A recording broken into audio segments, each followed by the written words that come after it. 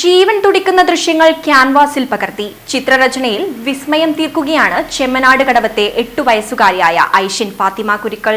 ഉപ്പ ഷുക്കൂർ കുരുക്കളുടെ ചിത്രം വരച്ചായിരുന്നു കുഞ്ഞ് ഐഷിന്റെ ചിത്രകലാരംഗത്തേക്കുള്ള പ്രവേശനം.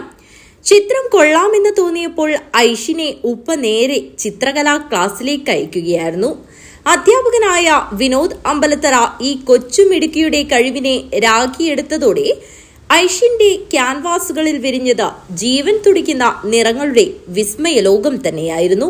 തെയ്യം, പൂക്കൾ, പച്ചപ്പ്, മറ്റ് മനോഹര ദൃശ്യങ്ങൾ തുടങ്ങി എല്ലാ കാഴ്ചകളും നിറമുള്ള ചിത്രങ്ങളായി ഐഷിന്റെ വർണ്ണലോകങ്ങളിൽ നിറഞ്ഞു. ജലച്ചായം ഉപയോഗിച്ച് വരയ്ക്കുന്ന ഓരോ ചിത്രങ്ങളും അതിമനോഹരവും ഒപ്പം വിസ്മയം നിറഞ്ഞതുമാണ്. ഇത്തരത്തിൽ 48ഓളം വ്യത്യസ്ത ചിത്രങ്ങളാണ് ഐഷിൻ ഇതിനകം വരച്ചത്.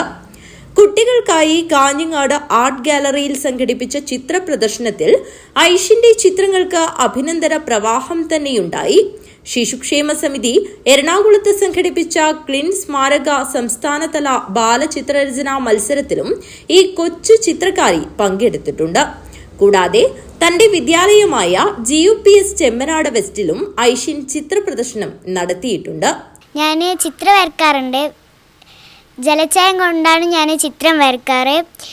പിന്നെ എന്നെ സപ്പോർട്ട് ചെയ്യുന്നത് എൻ്റെ ഉപ്പായ ഷുക്കൂർ കുരുക്കൾ, ഉമ്മ സമീറ ബാനു, പിന്നെ ഉപ്പമ്മ ജമീല, പിന്നെ എൻ്റെ ബ്രദേഴ്സ് ഐനും അലീനും, പിന്നെ എൻ്റെ മൂത്ത ഷെരീഫ് കുരുക്കൾ, പിന്നെ എൻ്റെ സ്കൂളിലെ ടീച്ചർമാരൊക്കെ എന്നെ സപ്പോർട്ട് ചെയ്യാറുണ്ട്.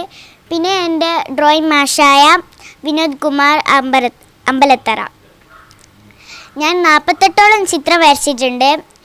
പിന്നെ ഫസ്റ്റ് ഞാൻ ഒരു ചിത്രം വരച്ച് എന്നിട്ട് അത് ഉപ്പാക്ക് കാണിച്ചപ്പോൾ ഉപ്പാക്ക് നല്ല രസമായി തോന്നി. അപ്പോൾ ഉപ്പ എന്നെ ഡ്രോയിങ് സ്കൂളിൽ കൂട്ടി. പിന്നെ അതിനുശേഷം ഞാൻ കുറേ ചിത്രം വരച്ചിട്ടുണ്ട്. അതൊക്കെ ഫ്രെയിമിലാക്കി. പിന്നെ ഞാൻ തെയ്യം, കഥകളി, പക്ഷികൾ, മൃഗങ്ങൾ, അങ്ങനെ സീനിയറി വീടുകളൊക്കെ ഞാൻ വരച്ചിട്ടുണ്ട്.